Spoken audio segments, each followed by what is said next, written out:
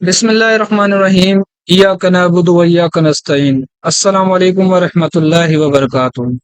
मैं हूं आपका होस्ट रजा अली और आप देख रहे हैं Rais academy Karachi. Welcome back to our another video. दोस्तों, आज की इस वीडियो में हम सीखेंगे कि एप्लीकेशन किस तरह फॉर्मल वे में लिखी जाती है एक यूनिवर्सिटी में। तो इस वीडियो में हम ये सीखेंगे। इसके अलावा इसमें एप्लीकेशन की दो टाइप्स हम इसमें कंसीडर करेंगे। एक तो सिक लीव जो अमूमन यूज होती है कॉमन हमारे पास, और उसके अल्टरनेट जो है दूसरी कोई शादी वगैरह के उसमें जो लीव ली जाती है। तो ये दोनों इस वीडियो में हम एप्लीकेशन लिखना सिखाएंगे कि किस तरह आपने अपनी यूनिवर्सिटी में एक जो है लीव लेनी है प्रॉपर फॉर्मल वे में।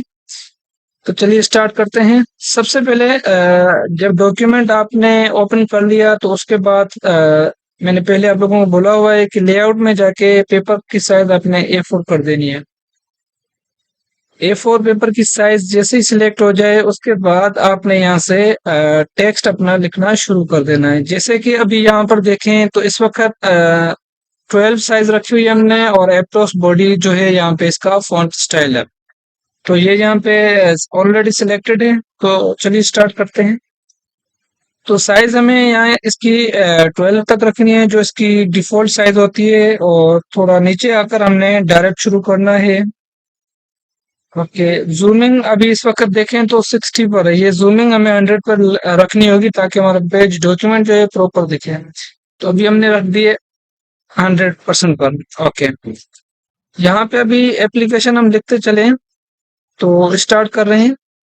सबसे पहले sick leave. Okay, to the principal. हमेशा जब भी प्रिंसिपल को एप्लीकेशन लिखें तो सबसे पहले लाजमी है कि टू द प्रिंसिपल आपने लिखना है, और इसके अलावा आपने इस चीज का ख्याल रखना है कि अगर आप उनका नाम जानते हैं तो डायरेक्ट उनका नाम लिख लें। जैसे हम लिखें टू करके, और टू के बाद डायरेक्ट जो प्रिंसिपल है अगर उनका नाम पता है तो आप वो लिख सकते हैं। तो उसके बाद जो है प्रिंसिपल वो कहाँ पे काम करते हैं, कौन से इदारे में काम करें, उस इदारे का नाम लिखेंगे। ओके, ये इदारे का हमने नाम लिख लिया। अब वो इदारा कहाँ पर अवेलेबल है, तो ये इदारा कराची में फॉर एग्जांपल मौजूद है, तो यहाँ पे ये लिख लिया। तो ये ऊपर जो है किसी भी सेंडर को जब सेंड किया जाता है तो उसका एड्रेस होता है। उसके बाद यहाँ पे आपने सब्जेक्ट लिखना है। सब्जेक्ट लिखते हुए आपने इसके साथ जो है कोलन लगा लेना है, और फिर स्पेस देना है थोड़ा, वन सिंगल क्लिक से। फिर आपने सब्जेक्ट में लिखना है रिक्वेस्ट फॉर सिक लीव। उसके बाद आपने एंटर कर देना है 2 टाइम, और फिर यहाँ पे लिखना है रेस्पेक्टेड।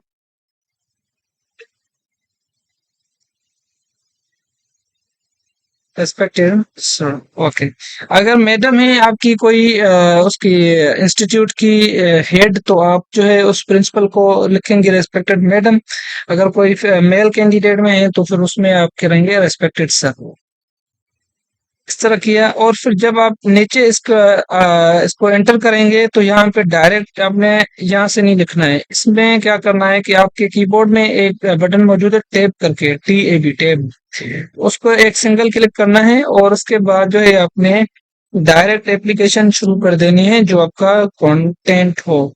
तो हम लिख देते हैं I am writing to request sick leave for. अच्छा, जितने दिनों के लिए चाहिए वो आप यहाँ पे नंबर डाल के लिख सकते हैं। फॉर लाइक 5 डेज लिख लेते हैं।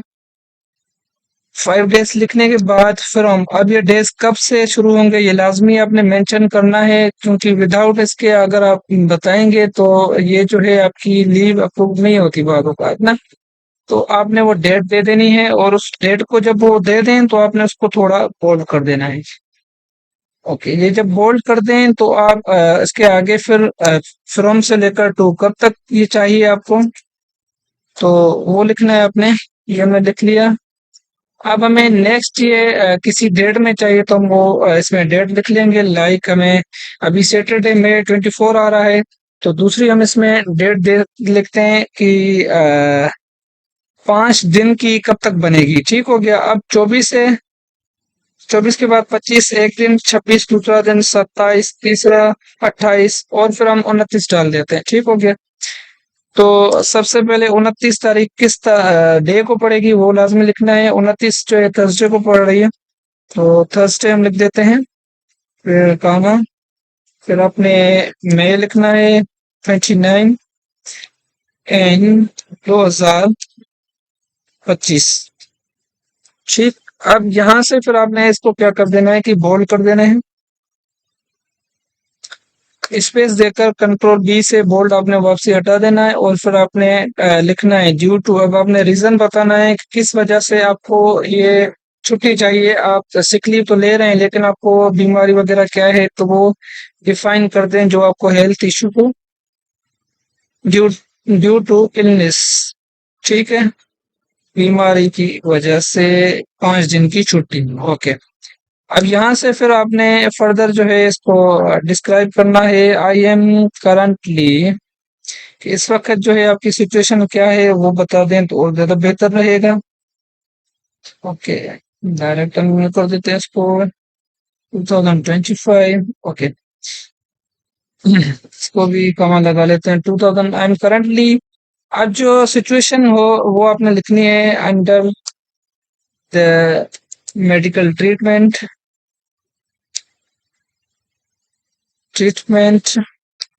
And need some time to recover. ठीक हो गया। यहाँ पे फुल स्टॉप करके आपने एंटर कर देना है और नीचे आपने आना है। ये फर्स्ट पैराग्राफ आपका जब हो जाए तो सेकंड पैराग्राफ में आपने जो है मेंशन करना है। इस वक्त जो है ये एप्लीकेशन की बॉडी चल रही है हमारी, तो यहाँ पे अब मजीद हम इसको लिख लेते हैं। I apologise for any inconvenience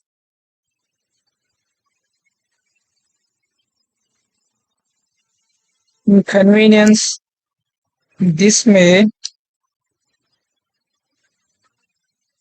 may cause and assure you that I will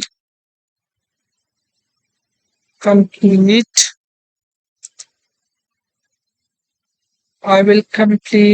जो आपके असाइनमेंट वगैरह होते हैं वो पेंडिंग पर होते हैं, तो उस वजह से वो आपने बताना है कि जो आपका पेंडिंग पर काम होता है वो रिकवरी के बाद आपने कंप्लीट करना है। तो I will complete all pending assignment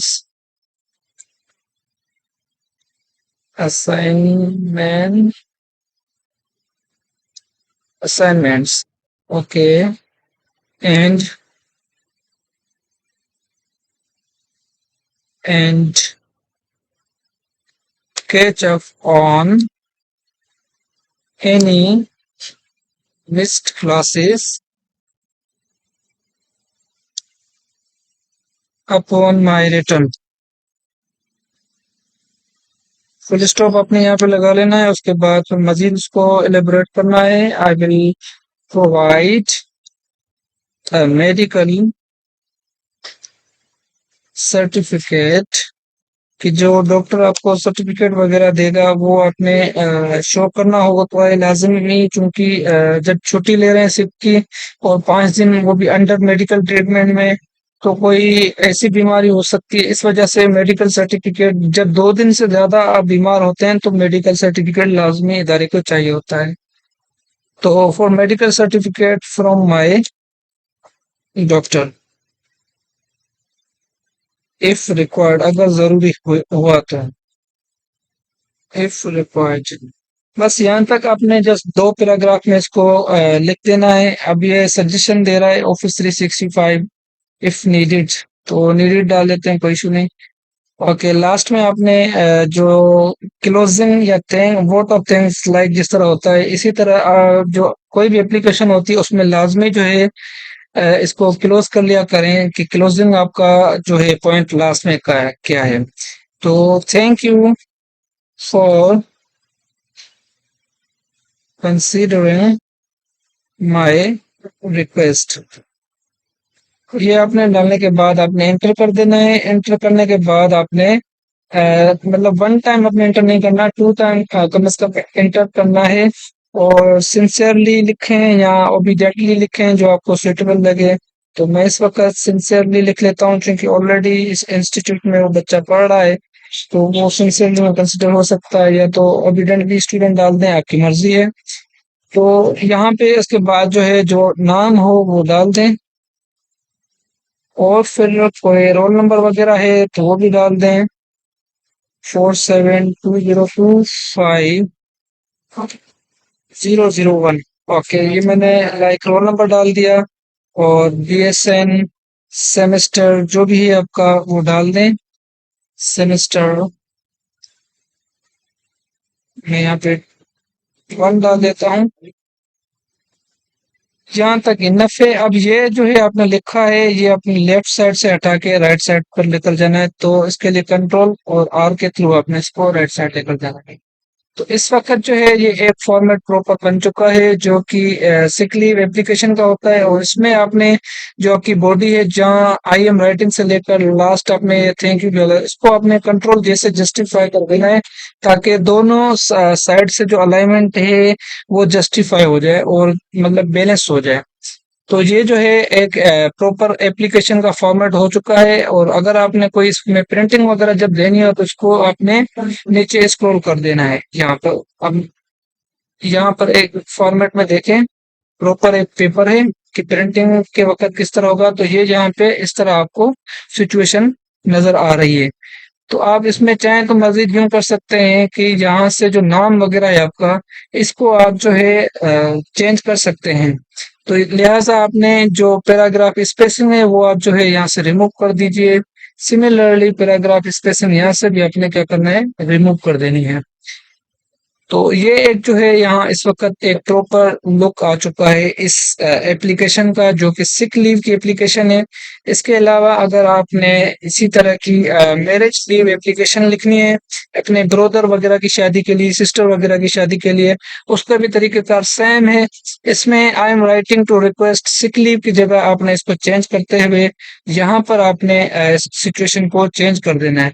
तो सिक लीव में आप अपना यहाँ पे जो है जो मैरिज सेरेमनी है आपने वो लिखना है। लिख लेते हैं marriage request for marriage ceremony. अच्छा, यहाँ पे आपने चूंकि अटेंड करनी होती है तो पैराग्राफ वगैरह चेंज करने पड़ते हैं, लिहाजा यूं करते हैं कि इसको ना हम बिल्कुल न्यू लिख लेते हैं अगेन यहाँ से। Okay, I am writing to request leave for, तो फॉर कितना डेज वगैरह के लिए लिखनी है, लाइक इसमें लिख लेते हैं 7 डेज के लिए चाहिए। 7 डेज फ्रॉम, तो जहां से आपको चाहिए, फ्रॉम किस डेट से चाहिए, लाइक आज की डेट से चाहिए तो वो डेट आप ले लें। ये हमने डेट ले ली। इसमें आपको सिमिलरली इसी तरीके से बोल्ड कर देना है, और बोल्ड को हटाते हुए वापसी कब तक आपको चाहिए तो वो आप इसमें मेंशन कर दें। तो हमने उसमें 29 मई किया था, तो अब हम इसको चेंज करते हुए 7 दिन की बढ़ा रहे हैं, तो 31 मई तक कर देते हैं। 31 मई होती है या नहीं, पहले आप इसको क्रॉस चेक लाजमी कर लीजिएगा। 31 मई होती है भाई। अब आपने इसमें 31 मई लास्ट की जो है डाल देनी है। तो सबसे पहले 31 मई जो है आपकी किस डे को पड़ रही है वो लाजमी देख लीजिएगा। तो वो भी सिमिलरली सैटरडे को, क्योंकि सैटरडे टू सैटरडे 7 डेज ही बनते हैं। तो यहाँ पे हम लिख लेते हैं Saturday.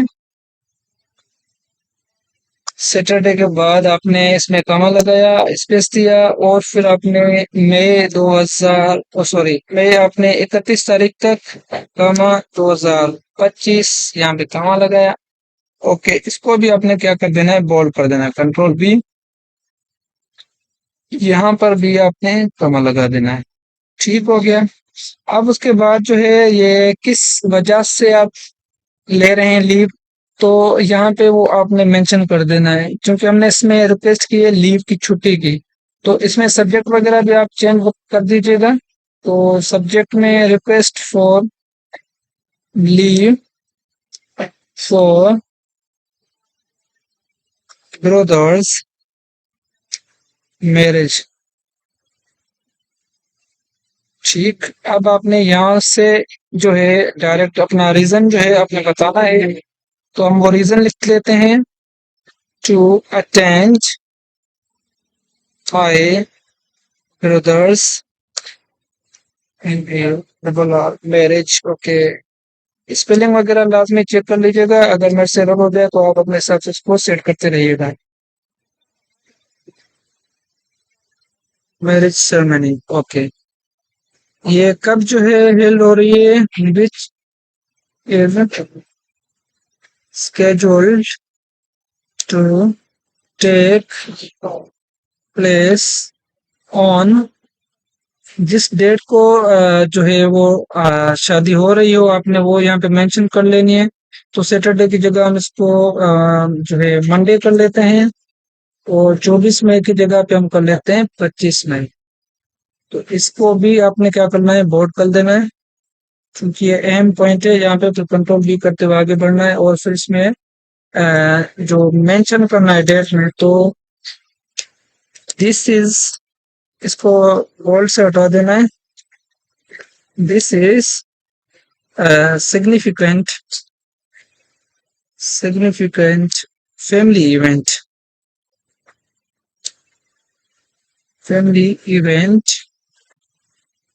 And my presence is necessary. Okay, यहाँ पे आपने फुल स्टॉप लगा के एक पैरा को कंप्लीट करना है, और फिर उसके बाद जो सेकंड पैरा है वो स्टार्ट कर देना है। तो उसमें जो है एक कमिटमेंट जो है लाजमी करनी चाहिए, क्योंकि जैसे हमने पहले सिकली वाली एप्लीकेशन में एक कमिटमेंट की थी कि पेंडिंग जितना भी हमारे असाइनमेंट्स वगैरह है वो वापसी आकर आप कंप्लीट कर लेंगे। तो सिमिलरली इसमें भी आपने एक कमिटमेंट करनी है उसी टाइप की जो आपने सिक लीव में जिस तरह की। तो आई विल इंश्योर, आपने इंश्योर करना है कि वापसी आने पे date I complete all pending assignment and make any necessary as they are necessary arrangements to cover any missed classes. I will also provide any necessary documentation if required या if needed। यहाँ पे full stop करके आपने इसको last में closing करना है, closing point से। तो आपने जो है लिखना है, थैंक यू फॉर